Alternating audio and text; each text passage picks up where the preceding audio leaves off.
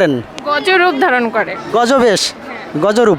যে কোন ভক্তের কারণে জগন্নাথ এই গজবেশ ধারণ করেন?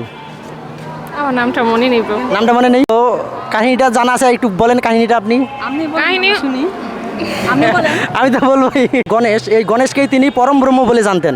তিনি মনে করতেন যে এই গণেশই হচ্ছে পরমেশ্বর ভগবান, এই গণেশই হচ্ছে পরম ব্রহ্ম।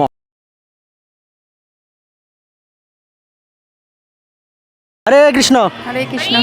তো মাতাজি, আসলে এই যে জগন্নাথের যে স্নান যাত্রা, এই স্নান যাত্রার শেষে জগন্নাথ একটা বিশেষ রূপ ধারণ করে, সেটা কি জানেন আপনি?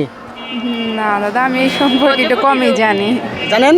কমই জানি এই সম্পর্কে। ও, তো মাতাজি আসলে এই বিষয়ে ওনার জানা নেই। তো এই যে জগন্নাথকে স্নান এর আগে কখনো করিয়েছিলেন আপনি? হ্যাঁ, একবার আমাদের বাসায় করানো হয়েছিল, এক প্রভু করাইছিল, তখন করানো হয়েছিল। তো জগন্নাথের স্নান যাত্রার পর, আচ্ছা স্নান যাত্রার দিন এই যে স্নান শেষে জগন্নাথকে আর দর্শন করেছেন কখনো?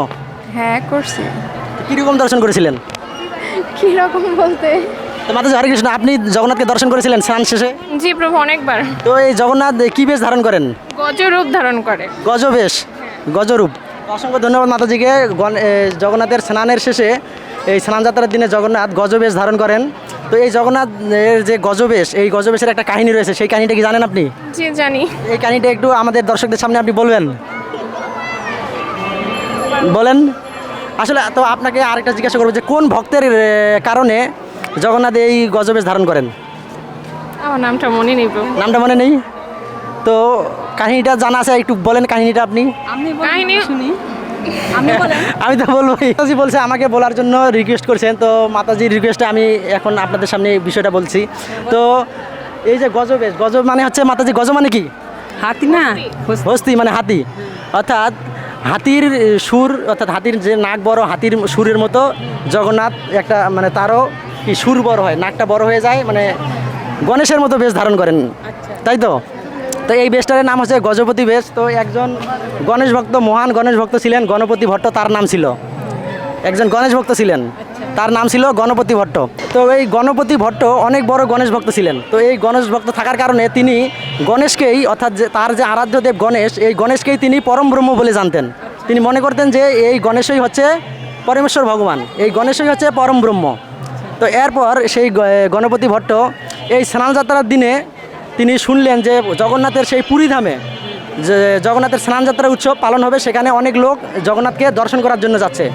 আর সকলের মুখে শুনছেন যে জগন্নাথ সেখানে কি পরম ব্রহ্ম, জগন্নাথই পরম ব্রহ্ম, সকলেই তো জগন্নাথকে কি বলে? পরম ব্রহ্ম। তো সকলেই পরম ব্রহ্মের দর্শনে যাচ্ছে।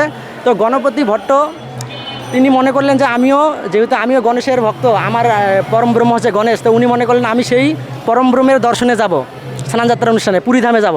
তো উনি পুরীধামে গেলেন। পুরীধামে যাওয়ার পর জগন্নাথের সেই স্নানযাত্রা দর্শন করলেন।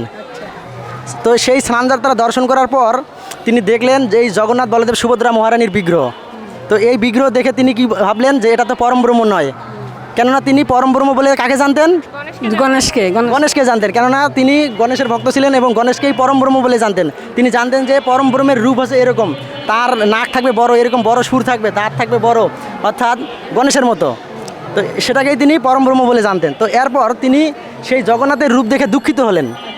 তিনি বললেন যে সকলেই বলছে যে পরম ব্রহ্ম দর্শন করছি, আমি পরম ব্রহ্ম দর্শন করব, তো এখানে তো পরম ব্রহ্ম নেই। তো এই বিগ্রহগুলো জগন্নাথ বলদেব সুভদ্রা মহারানীর বিগ্রহ দর্শন করে তিনি বললেন যে এগুলো কখনোই পরম ব্রহ্ম হতে পারে না। তো এরপর তিনি অত্যন্ত দুঃখিত হলেন এবং সেখান থেকে মানে ফেরত এলেন, ভারাক্রান্ত হৃদয় নিয়ে মানে চলে আসতেছেন। তো এরপর তখন জগন্নাথ তো স্বয়ং অন্তর্যামী, তিনি চিন্তা করলেন যে আমার একজন ভক্ত এখানে এসেছেন এবং তিনি কি দুঃখিত হয়ে চলে যাচ্ছেন এখান থেকে। এরপর তিনি কি করলেন, একজন ব্রাহ্মণ বেশ ধরে এসে, বৃদ্ধ ব্রাহ্মণ বেশ ধরে এসে তাকে বললেন যে তুমি কেন চলে যাচ্ছ, ফিরে যাচ্ছ কেন? তো তখন তিনি বললেন যে সকলেই বলছে এখানে পরম ব্রহ্ম রয়েছে, পরম ব্রহ্ম, এরা পরম ব্রহ্ম, কিন্তু আমি তো পরম ব্রহ্মের দর্শন পেলাম না, পরম ব্রহ্ম তো এরকম না। তখন সেই বৃদ্ধ ব্রাহ্মণ আবার তাকে বললেন যে তোমার হয়তো দেখতে অনেক মানে ভুল হয়েছে, তুমি হয়তো ঠিকমতো দর্শন করোনি, তুমি আরেকবার যাও, মন্দিরে ফিরে যাও, তাহলে তুমি পরম ব্রহ্মের দর্শন করতে পারবে। তো এরকম বলার পর তখন তিনি আবার চিন্তা করতে লাগলেন, যেহেতু সকলেই বলছে পরম ব্রহ্ম, তো আমি আরেকবার, আমার দেখাতে হয়তো ভুল হয়েছে, তো আরেকবার আমি মন্দিরে ফিরে যাই, গিয়ে দেখি যে পরম ব্রহ্মের আসলে সেই পরম ব্রহ্ম কি পরম ব্রহ্ম না। তো এরপর তিনি আবার সেখানে ফিরে গেলেন, সেই জগন্নাথের পুরীধামের মন্দিরে আবার ফিরে গেলেন। তো জগন্নাথ তো যেহেতু তিনি নিজেই বলেছেন তাকে যে আবার ফিরে যেতে, তো এরপর জগন্নাথ কি করলেন, গজবেশ ধারণ করলেন। অর্থাৎ এই যে গজবেশ, স্নান করানোর পর জগন্নাথকে গজবেশে সাজানো হয়, সেই গজবেশ ধারণ করলেন জগন্নাথ বলদেব সুভদ্রা মহারানী।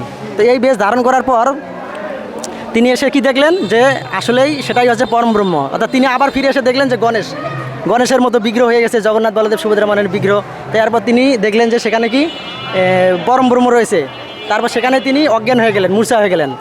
এবং এরপর থেকেই সেখানকার জগন্নাথের যে পাণ্ডারা রয়েছেন, পূজারীরা রয়েছেন তারা কি করেন, সেই জগন্নাথকে স্নানযাত্রার পরের দিন এই গজবেশে সাজান।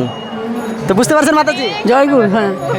তো আসলে এরপর থেকে প্রতিদিন মন্দিরে, যে কোনো মন্দিরে, যে মন্দিরে কি স্নানযাত্রা অনুষ্ঠান করা হয়, তো স্নানযাত্রা শেষে এই জগন্নাথকে এই গজবেশে সাজানো হয়। এই গজবেশ কখনো দর্শন করেছেন না না, মাতাজি? আপনি দর্শন করেছেন? অনেকবার। অনেকবার। অসংখ্য ধন্যবাদ মাতাজিকে। তো আজকে আপনি এই গজবেশ দর্শন করবেন? অবশ্যই। অবশ্যই দর্শন করলে যাইছি। এই মন্দিরে এই স্নান শেষে কিন্তু এই গজবেশে আবার সাজানো হবে আমাদের এইখানকার জগন্নাথকেও। তো এই গজবেশ আপনি দর্শন করবেন জগন্নাথের। জয়গুরু, আচ্ছা, দর্শন ভাগ্যে থাকে, দর্শন। চলে যাবেন নাকি? ও, তো চলে গেলে তো হবে না, দর্শন করার জন্য আপনাকে থাকতে হবে। তো অসংখ্য ধন্যবাদ আপনাদের। হরে Krishna. Thanks for watching. Please subscribe this channel.